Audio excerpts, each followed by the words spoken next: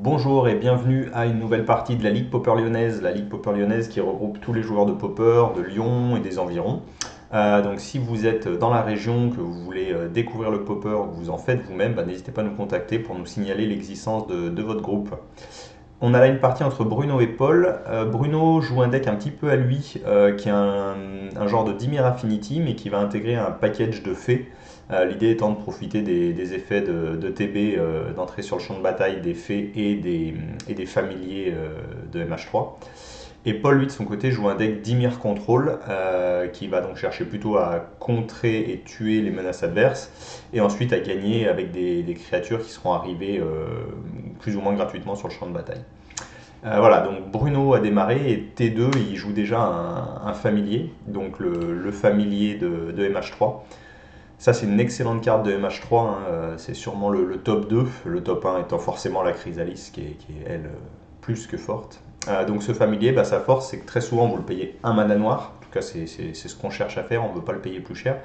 Vous avez une 2-1 vol, très bien, mais surtout qui fait défausser l'adversaire.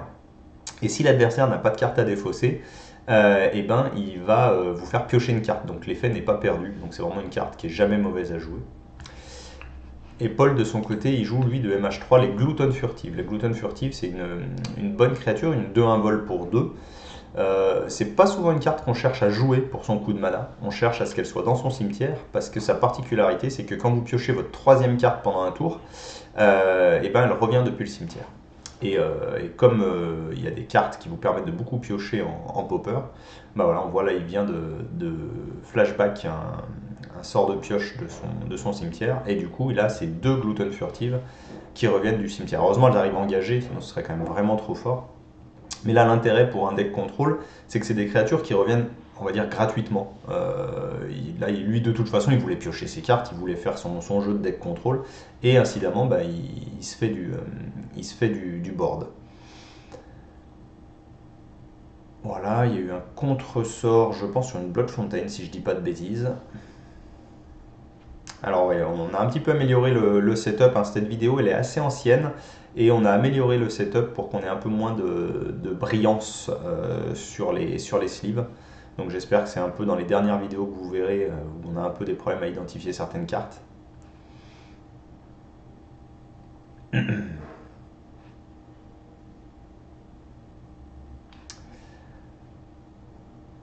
Donc ça doit être bien une Bloodfontaine qui a été récupérée là, qui est une bonne carte d'affinité, hein.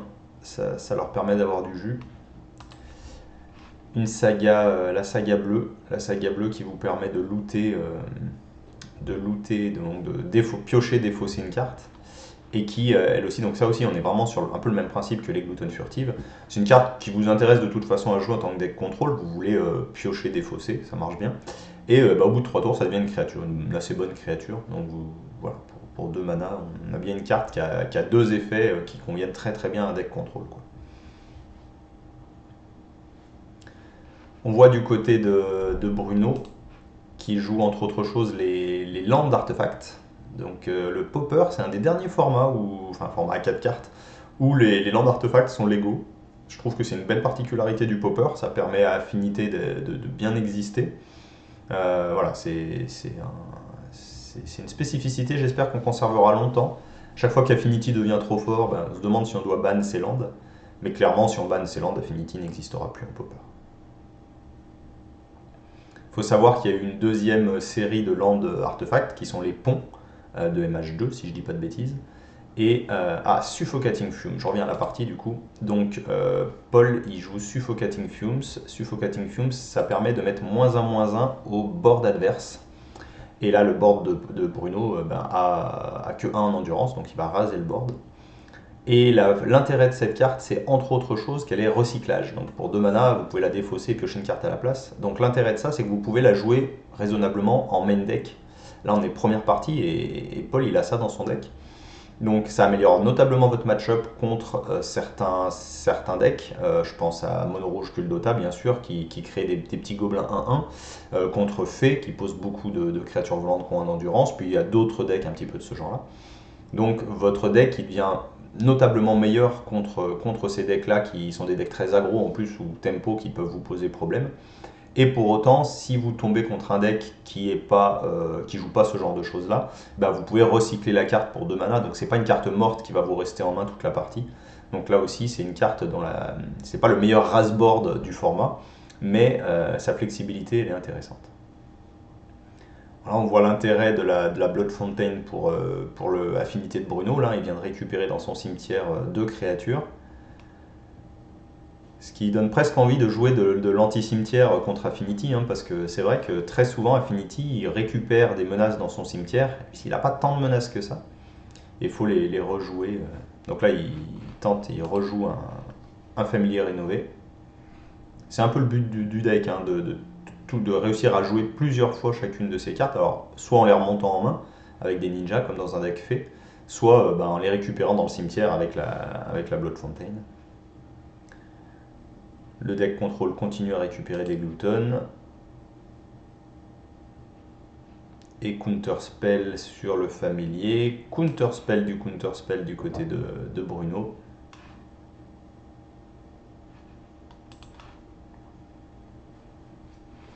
On a vu la fameuse saga bleue là, qui s'est transformée en planeur vectoriel. Donc le planeur vectoriel, c'est une 2-3 vol. Et ça, c'est une bonne créature, surtout contre le deck qui est en face, qui est constitué de petites volantes. Là, vous avez un bloqueur un petit peu impassable, hein.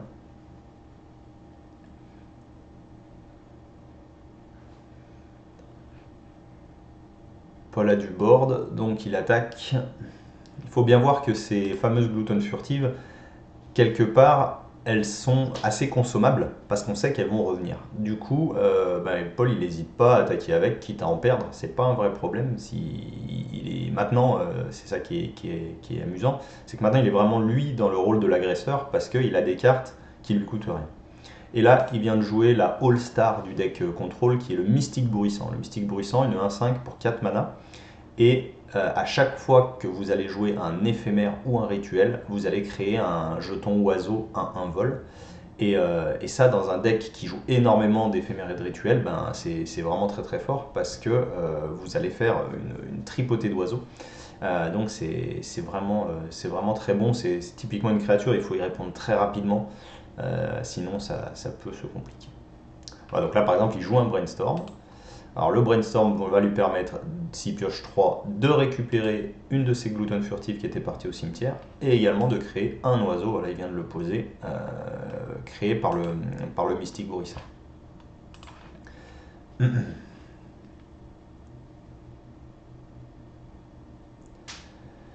Donc là Bruno, voilà, en profite pour tuer le Mystique Bourrissant avec Cast Down. Cast Down, vous pouvez voir sur la carte là, qui s'affiche que le petit symbole dit que la carte est unco. Donc, comment se fait-il que cette carte soit légale en Pauper? Et bien en fait c'est parce qu'elle existe aussi en common. Elle a été rééditée peut-être dans un des double masters si je dis pas de bêtises, ou dans un des Modern Horizons, je ne sais plus. Et du coup, comme elle existe en Pauper, vous avez le droit de la jouer, même si la carte que vous avez vous a le symbole Unco, elle existe en common, donc elle est jouable. Voilà, donc la première partie, Bruno a scoopé la première partie. Le board de Paul était trop fort et Bruno n'a pas trouvé de solution. Donc il passe à la ronde 2. Ils vont donc sider leur deck. Alors comme on est là dans une partie de ligue un peu au quotidien entre guillemets, on n'a pas toutes les decklists, donc je ne peux pas vous afficher leur decklist exacte, les sides, etc. Par contre, évidemment, quand on stream des vidéos de tournois, on a plus d'informations et là on peut vous donner plus d'infos. J'en profite d'ailleurs pour vous parler du prochain tournoi qu'on organise. Vous avez les informations en haut à droite de l'écran, ce sera le Sideboard 3 et ça a lieu le 17 mai à Lyon. L'objectif c'est de réunir 128 joueurs. Donc 128 joueurs, si l'événement faisait le plein, ce serait tout simplement le plus gros tournoi organisé en France pour le format Pauper. Et donc l'idée c'est vraiment d'avoir des gens qui viennent de toute la France. Au Sideboard 2, qui était un 64 joueurs, on avait déjà des gens qui étaient venus de Paris, du Sud, de Toulon, Montpellier, de toute la région Rhône-Alpes même très, très étendue. Et là on espère vraiment avoir des gens qui viennent de partout, même du Grand Nord, on est en contact avec des Alsaciens, donc on aimerait bien vraiment que tout le monde puisse venir. Et afin de motiver les joueurs et puis de donner vraiment un poids à l'événement, on a vraiment décidé de faire un gros effort sur le prize wall. Et en particulier, le joueur qui remportera le sideboard 3 eh ben, obtiendra un prix de 1000 euros. Donc ça, c'est assez, je pense, différenciant, un peu incroyable même pour un format, pour un tournoi Pauper. C'est pas quelque chose qu'on a l'habitude de croiser. Donc voilà, venez nombreux, parlez-en à vos amis, parce qu'on s'est rendu compte qu'il y a beaucoup de joueurs d'autres formats, souvent le DC, le moderne, le legacy, qui en fait s'intéressent au Pauper, ou en tout cas sont pas très compliqués à convaincre de s'y mettre, et qui, avec un beau tournoi et d'un beau prix comme ça, pourraient vraiment s'intéresser au format. Et ensuite, ça permet de faire grossir localement les groupes de poppers et de donner un petit peu plus de visibilité au format. Voilà, donc n'hésitez pas en tout cas à en parler autour de vous, à envoyer s'il le faut les liens de nos vidéos si jamais ils veulent se faire un petit avis de ce que c'est que le popper. Je peux en parler un peu. Le popper, c'est donc un format qui théoriquement n'accepte que les cartes communes. On l'a vu quelques minutes auparavant, des cartes qui ont été éditées en non-co, mais qui ensuite ont été éditées en commune, sont légales bien sûr.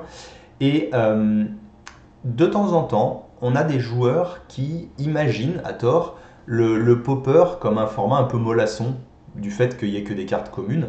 Et en fait, je pense qu'ils ont dans leur tête un peu l'idée d'un deck de draft où il y a beaucoup de communes et où souvent c'est des decks qui vont pas très très vite. Le gain d'un deck de draft, ça arrive souvent, alors soit qu'on pose sa bombe mythique très bien, soit on gagne vraiment petit à petit avec des choses où on en est en mode top deck, on va poser une 2-2, on est content, donc c'est des choses un petit peu molles.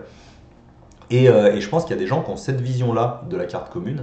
Et c'est complètement faux, hein. Les decks popper, c'est des decks ultra optimisés.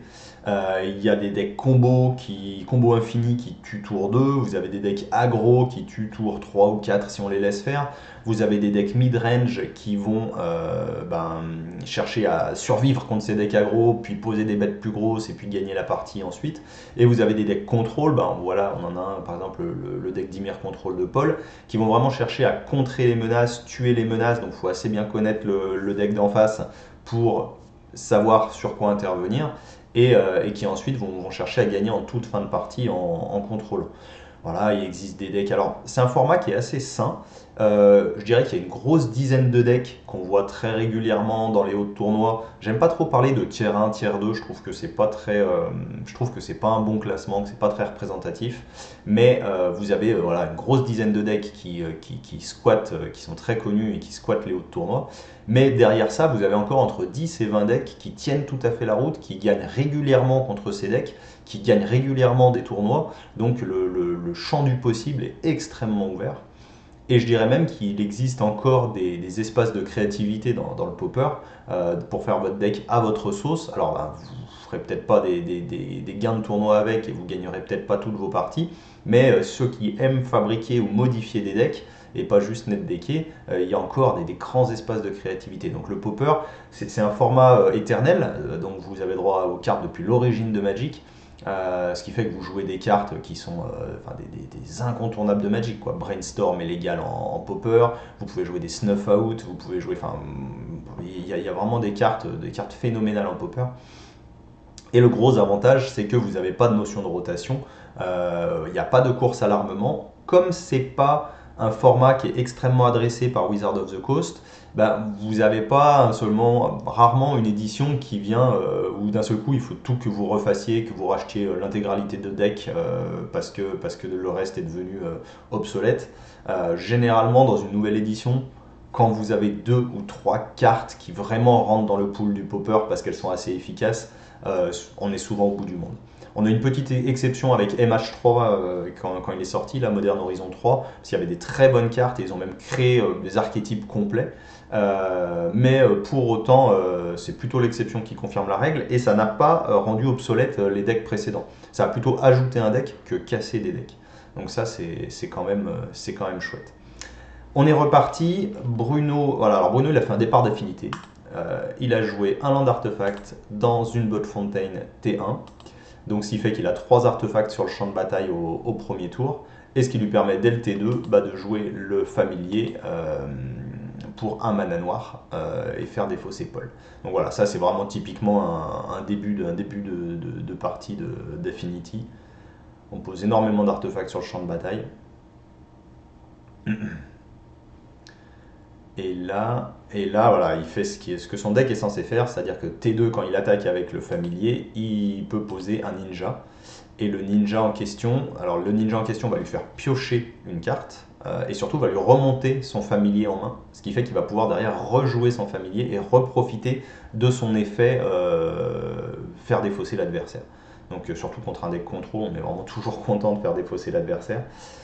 C'est toujours une bonne nouvelle. Voilà, donc ça c'est une chose qu'on n'a pas vu dans la partie 1. Je pense que Bruno il n'a pas trouvé ses ninjas, ou alors il n'a pas réussi à passer ensuite avec ses créatures. Et, et, on, et du coup, le deck a moins bien fonctionné, je pense. Il retente son familier.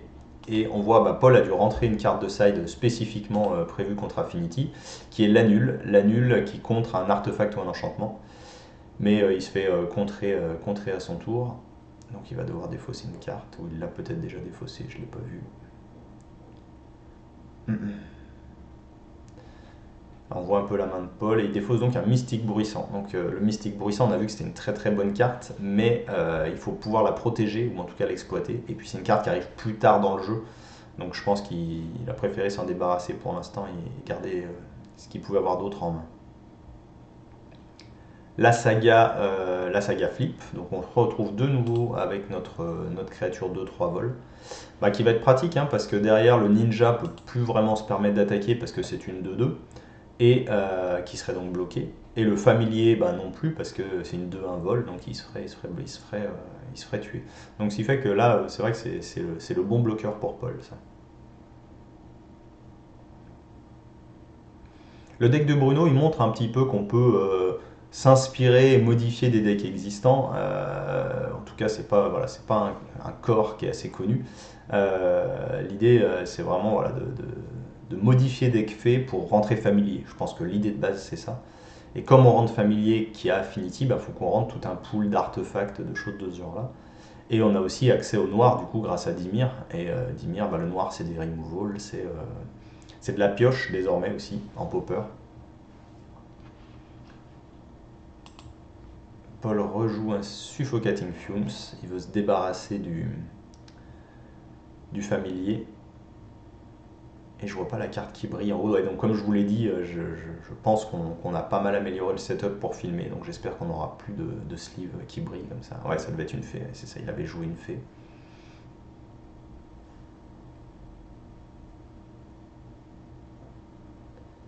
Mais on voit bien qu'on vient de raser le board, mais il y a une Blood Fontaine sur le champ de bataille. La Blood Fontaine, c'est la carte pénible parce qu'on n'a pas envie de perdre du temps à la contrer, à la casser, parce que c'est une carte qui, sur le moment, n'a pas d'effet. Mais c'est vraiment une carte qui va donner un peu de jus à Affinité en lui permettant de récupérer, d'ailleurs, à tous les coups. Voilà, très bien, Blood Fontaine. On récupère le familier, le ninja. Derrière, on rejoue familier. Voilà, défausse une carte chère à l'adversaire. Et quand ce familier attaquera, on le remplacera par le ninja et on rejouera familier. Donc c'est sans fin.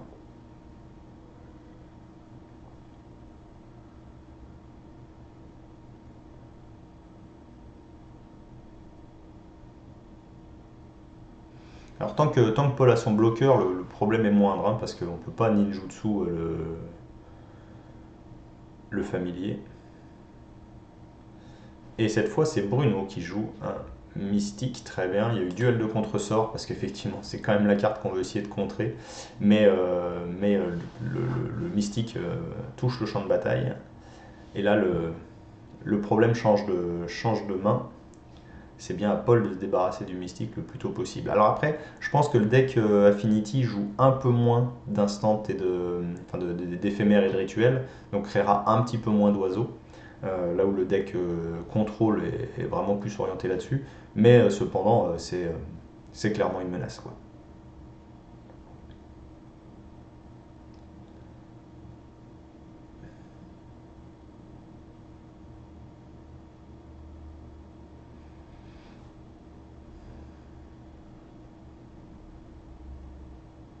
Les joueurs réfléchissent. À Popper, c'est quand même un format hyper grindy, on peut appeler ça, où vous devez souvent faire des gains marginaux. Le, Piocher plus de cartes que l'adversaire, c'est important. Réussir à faire de la value avec ses cartes, c'est important. On cherche toujours à faire du 2 pour 1. On cherche toujours des cartes qui font plusieurs effets, qui sont jamais des cartes perdues. Et du coup, c'est souvent un format qui se joue sur le fil du rasoir. Euh, Comme dans d'autres formats, c'est pas la question, mais en popper, quand vous perdez une partie, très souvent vous savez l'instant où vous l'avez perdu. Vous le perdez sur une action, vous n'avez pas pu répondre, vous n'avez pas, ou un misplay. Les misplays se payent cash instantanément, quoi. Donc voilà, donc c'est quand même un format où faut être très attentif, bien connaître les formats.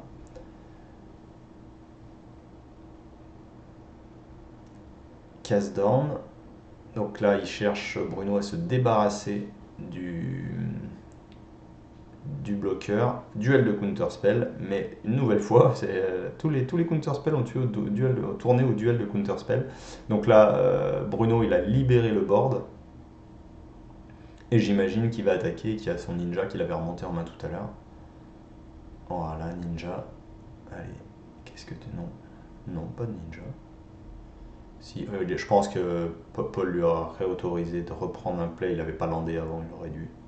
Il faut savoir que là, les parties de ligue, on est quand même sur des parties à la cool, c'est-à-dire que c'est une ligue, hein, on marque des points à chaque soirée de ligue qui permettent à la fin, vu qu'on est, je dirais, jumelé avec la ligue popper italienne, de gagner des bails pour les Popper Guédon, qui sont des très gros tournois italiens. Mais malgré tout, c'est des parties très bonne ambiance, donc on s'autorise assez facilement des petites reprises de ce genre-là. On est plus entre copains que sur un tournoi de Magic. Pareil sur les triggers, si vous avez oublié un trigger à un moment, généralement on a tendance à avoir un jeu assez fair play. Par contre, on essaye d'être attentif à progresser et à être capable de jouer sur les deux formats. C'était beaucoup plus compétitif ou un peu plus à la cool. Parce qu'en tournoi, pour le coup, c'est pas quelque chose. Enfin, si l'adversaire ne vous autorise pas à reprendre, à faire un take back, c'est vraiment purement l'adversaire qui peut accepter de le faire ou pas. Donc voilà, c'est faut être capable de jouer à la cool parce que le popper c'est un format qui est quand même très sympa. Les decks étant pas chers, je pense qu'un deck popper, la plupart des decks popper ils valent moins de 50 euros. On a listé les cartes qui valaient plus de 10 euros. Je pense qu'il y a moins d'une dizaine de cartes dans le format qui valent plus de 10 euros. Donc c'est quand même vraiment pas beaucoup. Ce qui fait que le fait que les decks soient pas extrêmement chers, etc., je pense que les joueurs se prennent peut-être un peu moins au sérieux. Et donc l'ambiance est toujours bonne. En plus, c'est un peu un format sans dire confidentiel, parce qu'il y a des endroits, même en Italie, où c'est un format majeur, hein, les Popperguédon, c'est 700 joueurs, hein. Donc c'est des très très gros events. On a quand même un peu cette notion d'être un format qui n'a pas été inventé par Wizard of the Coast et qui est un peu sous leur radar. Et on a un peu le sentiment d'être voilà, d'être dans un truc un peu plus entre nous. Et donc les joueurs Popper sont souvent assez sympas et plutôt agréables à affronter.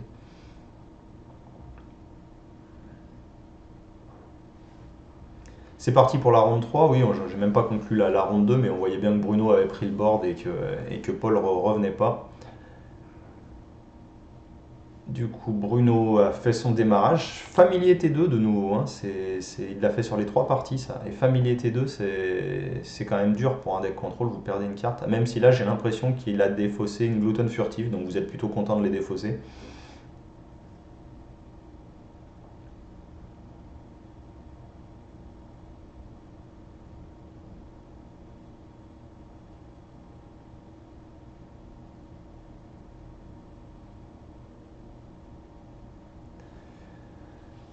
La saga bleue hein, qui a été jouée, c'est aussi une bonne carte pour le deck, un bon T2. Ça vous permet de sculpter un petit peu votre main, puis vous avez un bloqueur qui arrive quand même assez rapidement. Phase d'attaque, est-ce qu'il y a un ninja? Pas de ninja. Pas de ninja. Là, c'est le deck, il aurait aimé avoir un ninja. Brainstorm, contré par la fée. Alors la fée, cette fée, Spellstutter Sprite, j'espère qu'on va réussir à l'identifier malgré le glow. Non, on n'y arrivera pas. Je réessaye. Non. Donc le Spellstutter Sprite, c'est vraiment la fée qui fait que le deck fée existe. C'est une fée qui se joue en flash, un vol pour 2 mana, et qui va contrer un sort en fonction, dont le CMC est en fonction du nombre de fées que vous contrôlez. Voilà, donc ça c'est aussi comme le familier, une carte qu'on aime pouvoir remonter dans sa main avec le ninja pour la rejouer à nouveau et en profiter. Donc vous avez elle fait plusieurs contres dans une partie, donc ça c'est très fort. On voit bien que Bruno a fait un beau board là, 3 fées, un familier, ça c'est bien. Mais en face de lui, il a un bloqueur pas négligeable, toujours la 2-3 vol. Et contre ce deck là, c'est un vrai problème parce que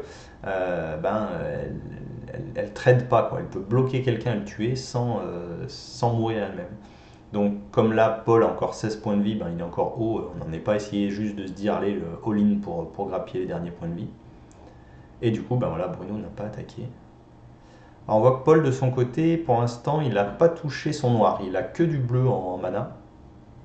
Et ça peut lui poser problème, puisqu'il joue quand même 2 couleurs. Il faut savoir qu'en Pauper, la mana base, c'est un vrai sujet. Euh, on pourrait dire que c'est une mana base assez faible. Il n'y a pas de double land commun qui arrive en jeu dégagé. Il y a juste un nouveau, mais qui a des conditions assez drastiques, donc qui est pour ainsi dire pas joué. Donc pour ainsi dire, tous les lands qui vont vous fournir 2 couleurs arrivent en jeu engagés. Et ça, donc, ça fait que la mana base, elle est assez compliquée. Et contrairement à ce qu'on pourrait penser, je pense que c'est un vrai avantage du format, moi. Parce que vous n'êtes pas comme dans d'autres formats où en réalité vous pouvez bien jouer 3 couleurs, 4 couleurs, 5 couleurs. La couleur de mana n'est pas un vrai sujet. Vous avez des fetch, vous avez des painlands, vous avez donc de toute façon vous toucherez votre mana qui vous ralentira pas. Ça vous coûtera quelques points de vie, ce qui n'est pas négligeable. Je suis loin de dire que c'est négligeable dans les autres formats, mais il n'empêche que trouver ces couleurs, c'est pas un vrai sujet. Alors qu'en Pauper, quand vous ajoutez votre 3e couleur à un deck, il faut commencer à vraiment se poser les bonnes questions. Pour autant, il existe des decks 3 couleurs, 4 couleurs qui tournent très bien, mais ça se fait au prix d'une mana base assez travaillée, souvent un petit peu lente, et en fait ça participe très largement à l'équilibre du format. Franchement, si on avait une mana base plus performante, il y aurait des decks encore plus dégénérés que ceux qui existent, et du coup on se retrouverait avec un format peut-être un peu plus legacy, où des fois les parties se gagnent très rapidement ou se perdent très rapidement. Donc la mana base clunky, comme on dit chez les Anglais, fait partie, je trouve, du format. Et même s'il y a toujours des nouveaux lands qui rentrent dans le format, c'est plus des lands qui ont des utilités en dehors de leur couleur. Mais dans tous les cas, si vous voulez un dual land pour jouer plusieurs couleurs, il arrivera en jeu engagé. Et bon, moi je trouve que c'est plutôt positif. Déjà, ça force à jouer beaucoup de landes de base. Alors revenons à la partie. Le board s'est un peu stabilisé. Ah, Mystique Bruissant de Paul. Je pense qu'il a profité pour le jouer du fait que Bruno était full tap. Donc déjà, on est à peu près sûr de ne pas se le faire contrer. Mystique Bruissant, ça c'est vraiment je dirais, je pense, d'ailleurs on le voit bien sur le visuel là, qui s'est affiché, que c'était une Unco. Et elle est devenue commune, elle aussi, dans une réédition, ce qui fait qu'on peut désormais la jouer. À l'échelle du Pauper, on est presque sur une mythique, quoi. Si elle n'est pas répondue assez rapidement, elle fait la game.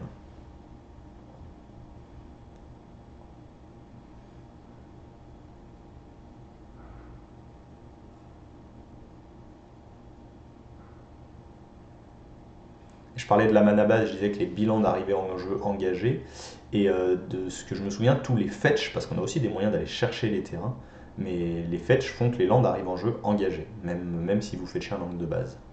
Donc voilà, l'obtention de vos couleurs est jamais acquise.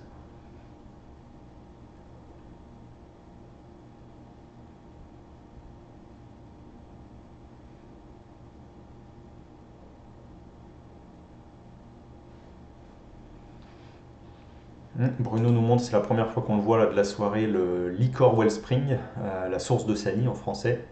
Donc ça, c'est un artefact qui était beaucoup joué dans Infinity ces derniers temps. C'est un artefact qui fait que quand il arrive, ou quand il arrive sur le champ de bataille ou quand il va au cimetière, vous piochez une carte. Donc ça, c'est un bon artefact quand vous avez des moyens de le sacrifier. Et en particulier maintenant avec les cartes noires qui font piocher 2 quand vous sacrifiez souvent un artefact, bon, ça dépend un peu des versions du sort. Ben, si vous le jouez là-dessus, au final, au moment où il va au cimetière, vous piochez donc 3 cartes, une pour lui et puis 2 pour le sort que vous avez lancé. Donc en 2 cartes, vous en avez pioché 4, donc en réalité, vous refaites très très rapidement votre main. Et, euh, et ça fait que ce qui était avant un peu un apanage du bleu de pouvoir piocher beaucoup est devenu aussi commun dans le noir. Donc le format maintenant voit beaucoup de cartes. C'est vraiment pas rare en popper de voir parfois la moitié de son deck régulièrement, quoi. Ça pioche maintenant beaucoup de cartes. On n'est plus du tout en mode j'ai une carte par tour et puis je dois me débrouiller avec ce que je pioche, quoi. Le card advantage est fondamental en popper. On avait une petite bataille. Alors Paul a essayé de poser un deuxième mystique mais qui a été contré.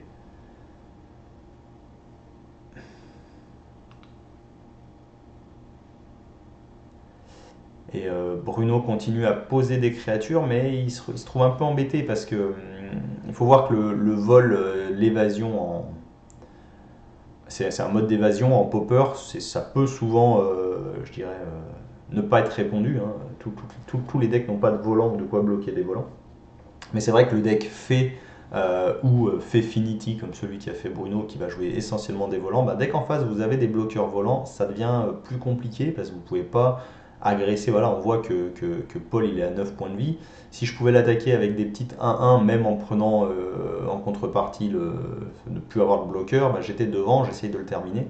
Mais là, le fait qu'il y ait du board de bloqueurs, y compris, on en a parlé de ces fameuses gluten furtives, qui, si elles meurent, donc font des bonnes bloqueuses, parce que si elles meurent, c'est pas grave, à un moment ou à un autre, elles reviendront. Ce qui fait que Bruno a un beau board, mais il est coincé, il ne peut pas pour l'instant attaquer. Paul a fait aussi un chouette board, mais de son côté, il a que 9 points de vie, donc il ne peut pas trop se permettre de faire des folies. Et surtout, il attend de faire de la value avec son mystique. Parce que lui, là, plus il attend, plus il va générer naturellement des oiseaux. Voilà, par contre, il n'hésite pas à attaquer avec ses gluten furtives, parce que la gluten furtive, si jamais elle est bloquée, c'est pas une vraie grande perte, parce qu'à un moment ou à un autre, elle reviendra. Voilà, là, il y a un tricks de combat, mais qui est contré. Le but, c'était d'enlever un peu à la fois d'enlever davantage de bloqueurs, et surtout de continuer à faire des oiseaux. Et voilà, là, on le voit bien. Alors, non, qu'est-ce qu'il fait? Il fait scruter. Scruter considère, ça c'est vous faites un genre de surveille 1 et puis derrière vous piochez la carte. Donc l'intérêt c'est que la carte du dessus, si jamais c'est une carte que vous voulez mettre au cimetière, comme par exemple une gluten furtive, ça vous permet de la mettre au cimetière. Et derrière il joue un suffocating fumes, il avait plus que 2 mana, donc je pense qu'il est en train de le recycler. Voilà, il recyclait le suffocating fumes, c'est pas ça. Le suffocating fumes pour ramener ses gluten furtives. Et derrière, voilà, on voit un utility land. Là, il vient de jouer un Bojuka Bog. Bojuka Bog, on est justement sur typiquement un land utilitaire qui convient bien à un deck contrôle, puisque c'est un terrain qui va vous faire du mana noir, qui arrive en jeu engagé, et au moment où il arrive, vous exilez le cimetière de l'adversaire. Donc, quelque part, ça vous permet de faire un exil de cimetière, ce qui est parfois utile, gratuitement avec des guillemets, parce que vous n'avez pas vraiment consommé une carte utile pour ça, c'est juste un terrain au prix d'un petit peu de vitesse puisqu'il arrive en jeu engagé. Alors ça a ses inconvénients, hein, ça se fait pas à vitesse d'éphémère, voilà, mais il n'empêche que c'est bien une carte qu'on aime utiliser en contrôle parce que ça a un double effet, quoi. C'est pas juste un land, c'est un land qui vous fait un effet en arrière.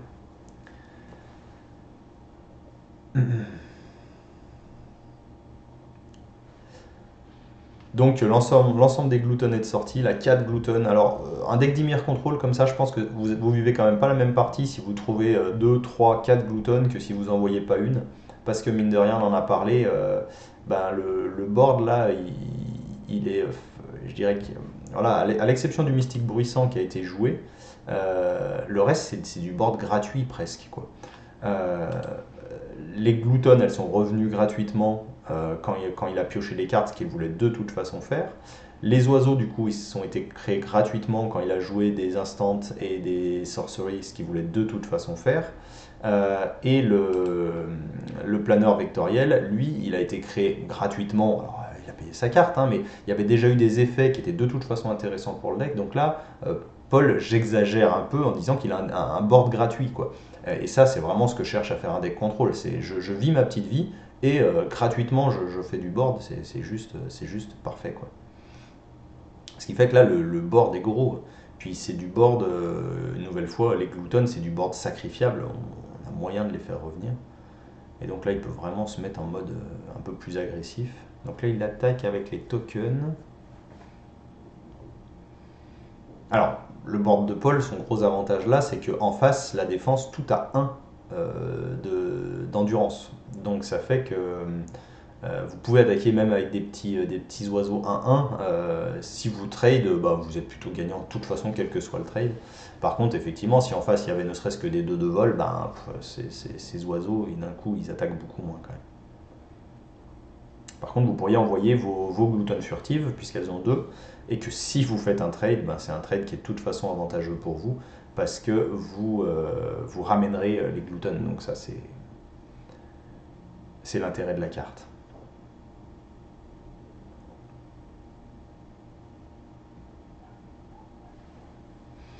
Donc là, les deux decks qui tournent, on voit bien que quelque part, on aimerait bien avoir de l'anti-cimetière, alors bah, contre les gluttons furtifs de Paul, et également contre les Blood Fontaine de Bruno. Pour autant, c'est pas des decks qui tournent essentiellement autour du cimetière, donc est-ce qu'on rentre des cartes anti-cimetière qui peuvent être un peu des cartes mortes? Bah voilà, si Bruno n'a pas de fontaine de sang et que Paul a une carte anti-cimetière dans sa main, bah, ça lui est pas très utile. Si Paul ne pioche pas ses gluttons et que Bruno a une carte anti-cimetière, ça lui est pas très utile. Donc là, ça c'est des vraies questions de side. Le sideboard, c'est pas pour rien que notre tournoi, le tournoi de Popper s'appelle le sideboard. Je pense qu'en Popper, largement, encore plus, j'allais dire encore plus que dans d'autres formats, bon, tous les formats qui utilisent le sideboard c'est essentiel, mais en Popper c'est fondamental. Comme on l'a vu, il y a une grande diversité de decks. Vous avez facilement entre 10 et 20 decks que vous croisez régulièrement, et votre deck ne peut pas avoir réponse à tout en main deck. Donc il faut vraiment être capable de sculpter votre sideboard pour qu'il puisse répondre à toutes les problématiques, avec des cartes flexibles ou avec des cartes très ciblées contre les archétypes qui vous posent problème. Donc de temps en temps, en tout cas les nouveaux joueurs qui arrivent sur le Popper, de temps en temps ils ont un peu le défaut de se faire un main deck et puis de pas trop réfléchir à leur sideboard. Parfois tout simplement parce qu'il y a certaines des cartes de side qui sont justement les cartes chères avec des grands guillemets du format, des cartes à une dizaine d'euros, ça arrive. Donc des fois on s'occupe pas vraiment de la partie sideboard et du coup on est démuni soit contre certains decks, soit contre les sides de certains decks, parce que de temps en temps vous sidez des cartes en sachant ce que l'adversaire va sider contre vous et vous sidez des cartes pour contrer ce que l'adversaire aura sidé contre vous. Donc là, on est à un deuxième niveau de lecture du sideboard. C'est pas juste pour s'adapter au deck adverse, mais c'est pour s'adapter aux réponses que le deck adverse va mettre contre vous. Donc la partie continue. Hein, Paul, qui a vraiment le gros board là pour l'instant, il peut se mettre en phase très agressive, il envoie tout le monde. Cast down de Bruno sur le planeur vectoriel, ça c'est la créature qui lui posait problème, hein, elle était là depuis le début je pense, et qui l'a vraiment empêché d'attaquer. Parce qu'une 2-3 vols pour son deck, c'est compliqué à passer. Il faut voir que... Oh ouais, Brainstorm. Donc Brainstorm, une carte très très forte en Popper. Un petit peu moins forte parce que Paul avait plus de cartes en main, donc c'est plus de la sélection que du card advantage. Mais là, l'idée c'était surtout de ramener les gluttons furtives. Et donc, donc là, les créatures de Bruno qui sont mortes contre les gluttons furtives sont mortes inutilement avec des guillemets puisque les gluttons sont revenus. Et ouais, je disais que Paul s'est permis d'attaquer avec tout son board parce que le deck d'en face, globalement, n'a pas de grande surprise, c'est-à-dire qu'il avait 3 points de dégâts sur le champ de bataille. Je dirais qu'il n'a pas de moyen d'en faire 7 du jour au lendemain. Il n'y a pas de tricks de combat. Le mieux qu'il puisse faire, c'est de faire venir des ninjas qui vont augmenter un petit peu le dégât. Mais de 3 dégâts, vous ne passerez pas à 7. Ce qui est loin d'être le cas dès que vous jouez contre une version d'Affinity qui a du rouge, puisque là vous avez notamment les Galvanic Blast qui font 4 points de dégâts à n'importe quelle cible. Donc vous devez rester en permanence au-dessus des 9 points de vie, Parce qu'à partir du moment où vous êtes à 8, pour peu qu'il ait 2 Galvanic Blast en main, bah, vous êtes mort. Donc ça aussi, il faut vraiment connaître les decks adverses, savoir ce qu'ils sont capables de vous proposer, pour se rendre compte tiens, est-ce que là je peux y aller, je suis qu'à 7 points de vie, mais je peux quand même all-in ou pas, quoi. Donc là, le board de Paul est quand même très bon. Après, il suffirait que Bruno, les deux boards des deux côtés ont que 1 d'endurance. Donc là aussi, le premier qui attrape un mass removal, il vide le board adverse. On arrive à la fin de partie, je pense que les joueurs passent en tour additionnel, vu qu'il y a un dé sur un des decks. À mon avis, ça c'est les tours additionnels. Alors, 5 points de vie et que 2 bloquants. Ouais, je pense que c'est létal là, hein, si j'attaque avec tout. Il y a 8, 9, 10, 11, 12. Il y a 12 points, il y a 12 points de dégâts sur le champ de bataille de côté de Paul. Et je vois pas le. Est-ce que Bruno a du noir? Parce que là, ce qu'il faut, c'est pas tomber dans un removal.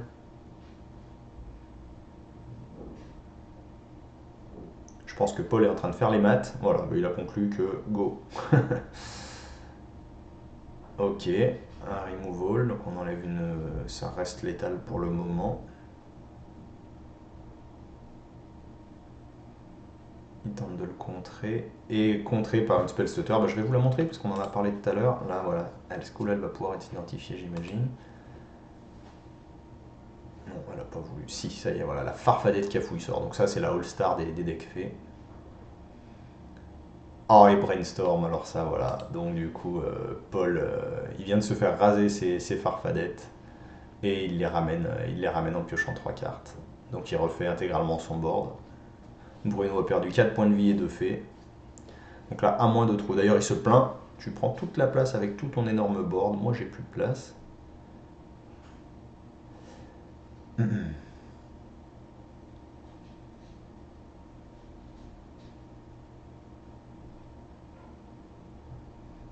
Donc là, Bruno, il est condamné à trouver un rasboard, je pense, hein.